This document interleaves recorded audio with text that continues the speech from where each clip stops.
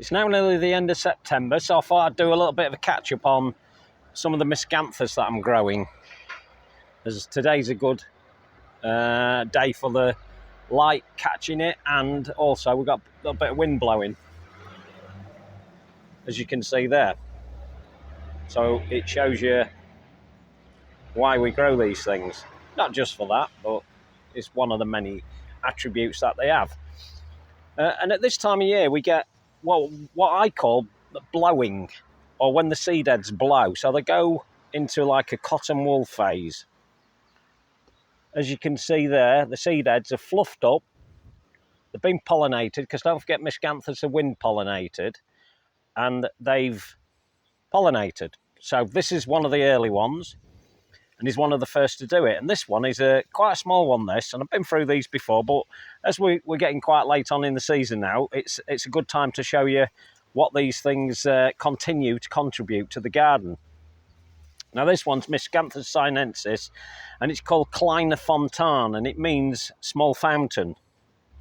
It's a very small one, that one, at only 2.5 foot, I'd say that is, and it's looking really good. It's only been in probably a year and a half now, as have most of the Miscanthus in this garden, because don't forget, we're coming up to 3 years now when the garden was actually planted up. So it's starting to look good. So that's one of the smaller varieties. And then if we just turn here, we've got one here called Miscanthus, and it's a giganteous type, and it's called Jubilaris. And it's a good 7.5, 8 foot, I would say now, this particular one. And it has this longitudinal stripe, which is really nice. I like that. And it's been looking good all year, this plant. I recently did a YouTube on stripping the base of that, and it just looks so much better now. And as you can see, if you go back onto that video, you can see the colours it had then, and now it's turning pinky red. All the stems are going pinky red, which is really nice. So that one is Miscanthus Jubilaris, and one of the taller ones at 7.5 to 8 foot. And I love it. It has a presence in the garden that only this type of Miscanthus can give. Now, just across here, I've just put this in here. Now, this is going to be the wildlife dip pool area that I'm going to be creating. And I've had a little shufty around. And obviously, I'm going to be putting a Miscanthus in here because it suits it. These type of grasses suit it. This is another Miscanthus and a giganteous type again. And this one's called Gilt Edge. Reason being, you can see the edges are gilt. Is a bit of a overstatement, I guess. It's more a yellowy brown at the moment. But that's a nice one to have. That's a really good one. And that will, again, make about 8 foot. It's still a young plant. It didn't do very well, to be honest. I had it down the bottom there, where that birdhouse is to the left of it. And it didn't do very well there. Although it did make this size. I moved it 2 days ago. It kind of made it up to 4.5, 5 foot, that.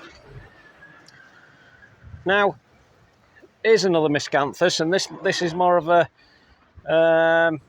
wider version, a wider leaf type, but it's smaller. And this one is Miscanthus Cabaret, and it's really nice. It has this middle stripe that's quite broad, and it's one of what they call a condensatus types.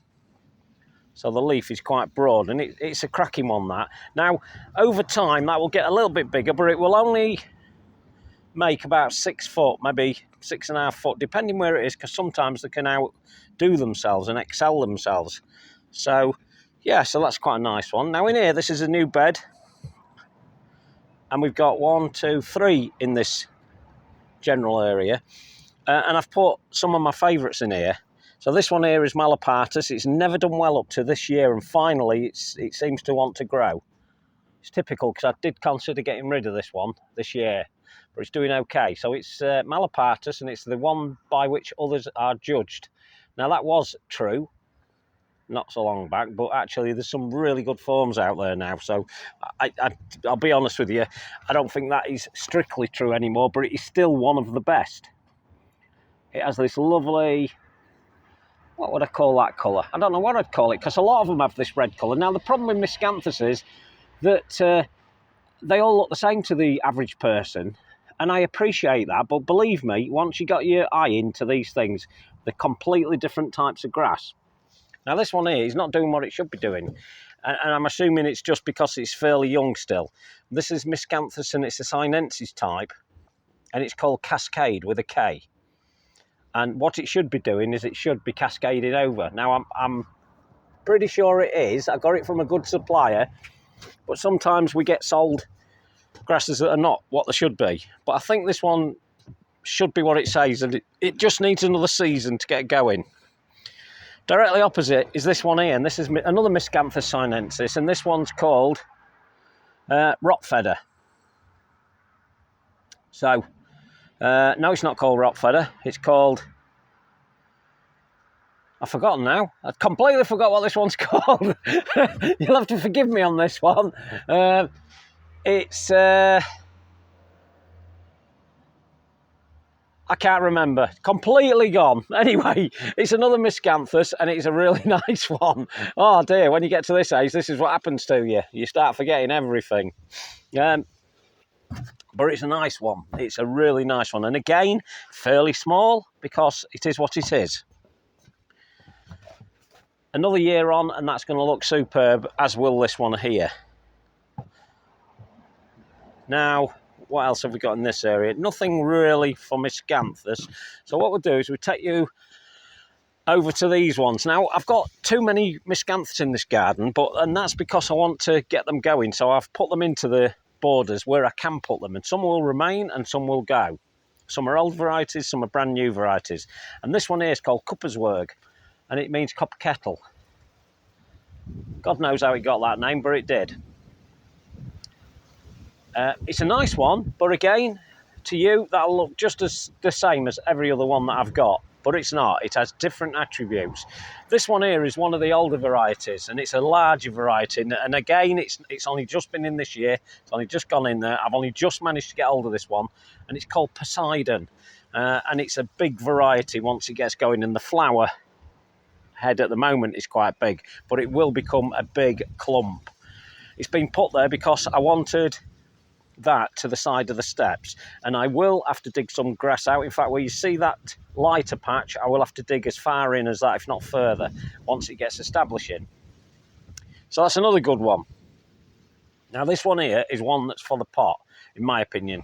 It's a great pot Miscanthus, and it's called Miscanthus sinensis, and it's called Red Cloud, and it's a smaller variety, definitely smaller, and it does really well in pots, hence me having it in there. Now, I did try it in the garden, and it does okay in the garden, but to be quite honest with you, I think it does better in the pot. Now, behind it, we've got Miscanthus Lutaria riparius, and that's the one that I can't let go into the garden because the size of it. Look at the size of it. I've got it in that pot at the moment. I'm playing about with what I'm going to put it in. I'm probably going to put it into this, which is where it originally was. I put it into that, and that stops it escaping. We'll move over to this one here. Now, this one here is called Miscanthus, another Miscanthus sinensis, and it's called China.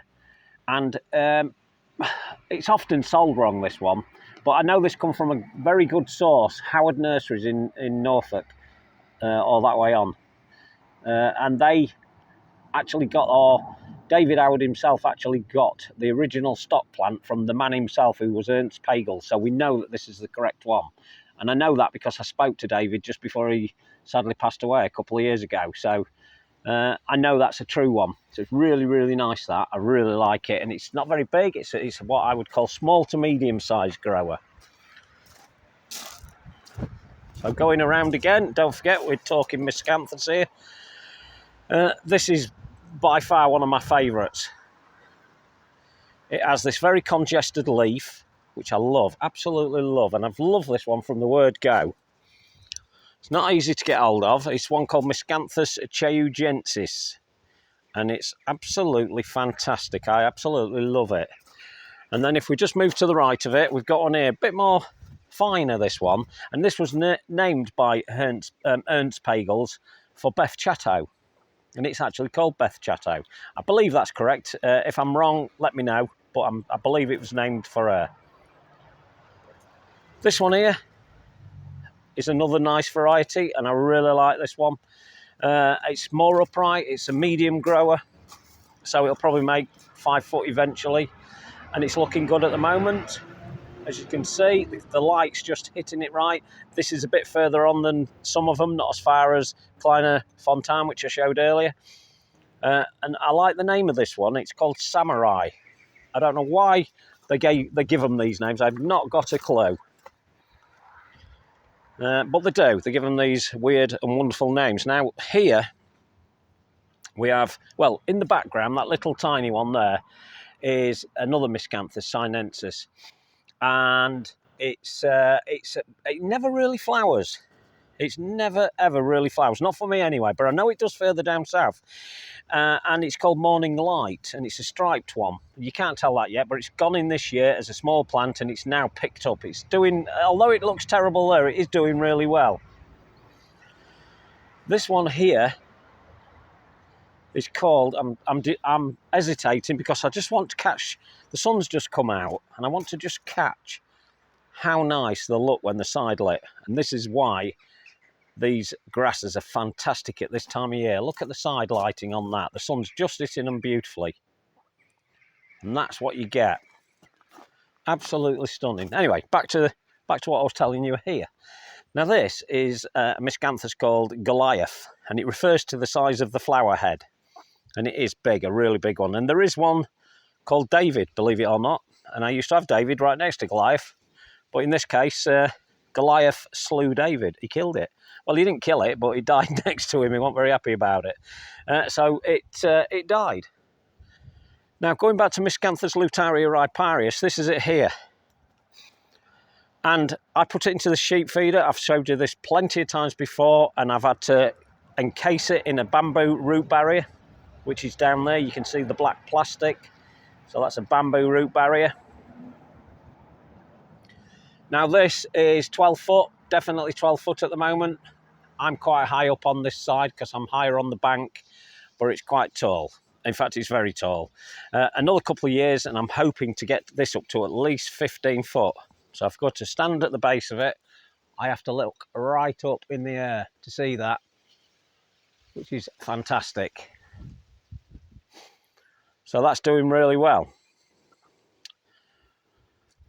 Now, one of the ones I've been showing you lately is a really nice one called Miscanthus Memory, and this is just a little baby of it.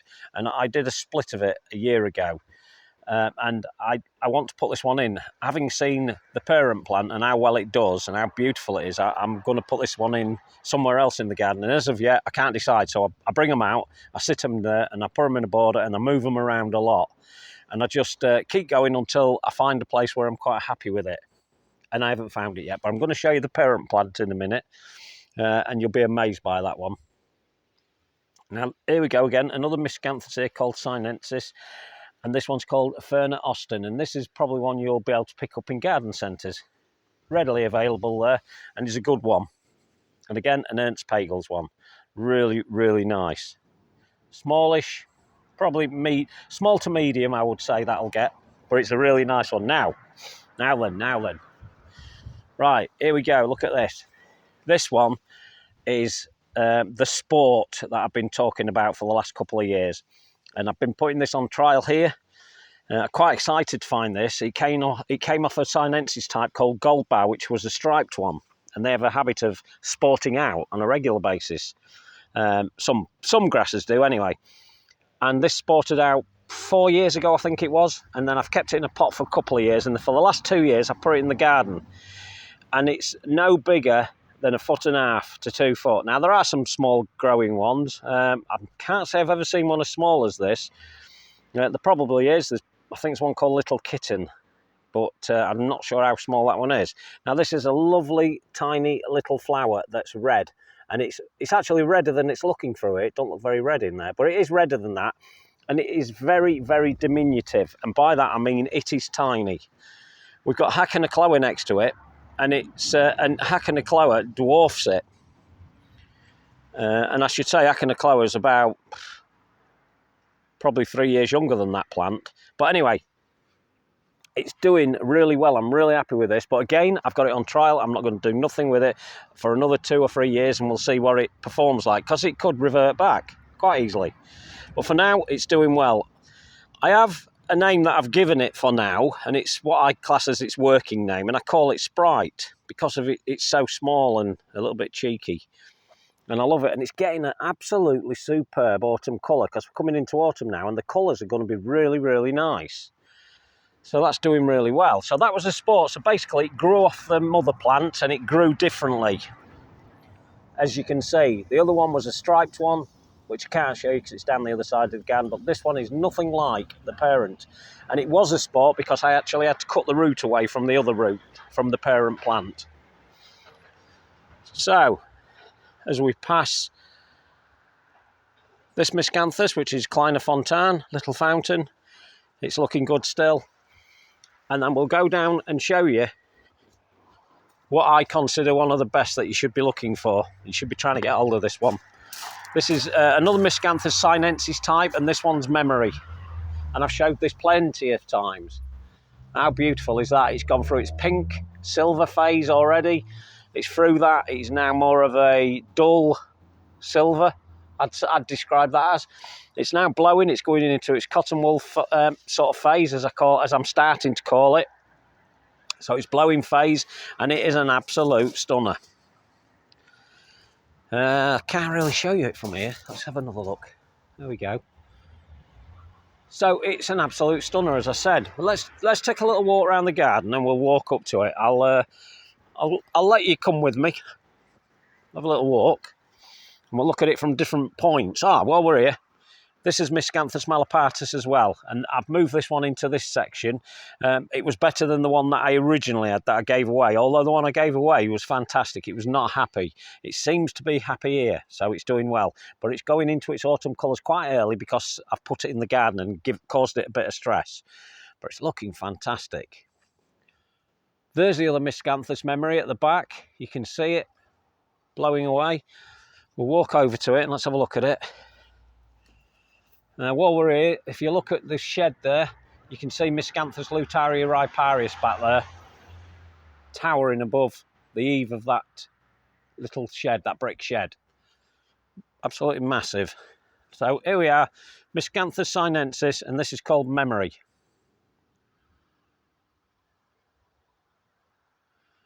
And I love it. I paused then because I've just remembered the name of that other grass. It's called rot silver. It means red and silver. So, yeah, I had a bit of a momentary memory lapse on that one earlier. But anyway, I've just remembered. So look at that now. It's just fantastic. I mean, I keep harping on about these things, but that is just, to me, it's just like sex on a stick. Fantastic. I love it.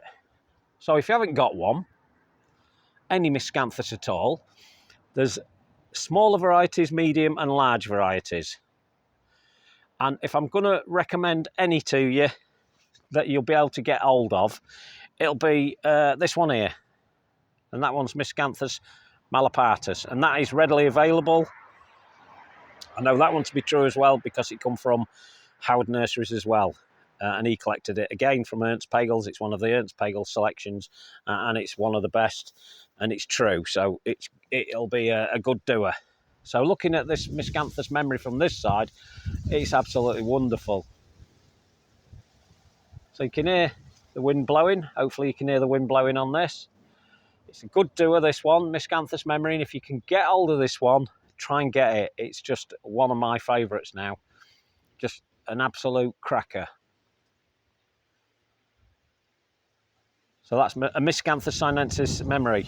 I'm pausing because I'm just in awe of this one. It's fantastic. I can't rate it enough. In fact, we can get in close. You can still see, I think you'll still be able to make out some of the pinkish tones lower down. But even close up, this is just a stunning plant. There you go, there's a smaller one that's just come out. And some more still coming out, and it still continues to come out. Now that stands at 6 foot at the moment. I think it'll make a bit taller than that, but it's fantastic. So, there you go. A little catch up on the Miscanthus. Try and get hold of one. Malapartis would be a nice one. Ferna Austin you'd probably be able to get hold of. Get a Giganteus type if you can, because they're always good for a jungly look. And if you can get hold of this one, Miscanthus Memory. It's fantastic. Okay, hope you've enjoyed that little chat, and I'll talk to you later.